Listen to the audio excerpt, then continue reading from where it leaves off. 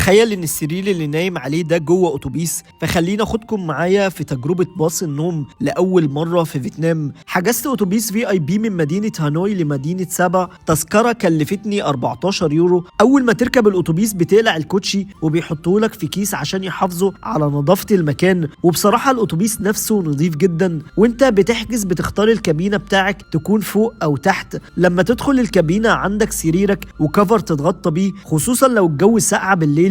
والكابينه مجهزه بكل اللي ممكن تحتاجه. هتلاقي عندك شاحن تشحن كذا جهاز، وعندك شاشه تتفرج او تسمع حاجه زي ما تحب. وعشان الخصوصيه عندك ستاره تقفلها وتقدر تقفل الشباك برضو. وحاطين لك ازازه ميه، وعندك كمان هولدر لو معاك مشروب بتاعك. وطبعا الكابينه مكيفه، ده غير ان عندك انترنت في الباص طول الرحله ببلاش. بس نصيحتي ليك لو ناوي تجرب باص النوم، لو هتبقى مسافر بالليل احجز كابينه تحت، عشان كده مش هتشوف حاجه من بره وهتنام في الطريق. وتقدر لو صحيت تدخل الحمام بسهوله، لان الباص مجهز برضو بحمام. اما لو مسافر الصبح فاحجز الكابينه اللي فوق، عشان هتبقى نايم على سريرك مسترخي وتتفرج على الطبيعه الخياليه من الشباك بتاعك، ودي كانت اجمل بكتير. فلو مسافر على فيتنام ما ينفعش تفوت تجربه باص النوم، لانها تجربه تستاهل انها تحطها في خطتك تجربها وانت هناك.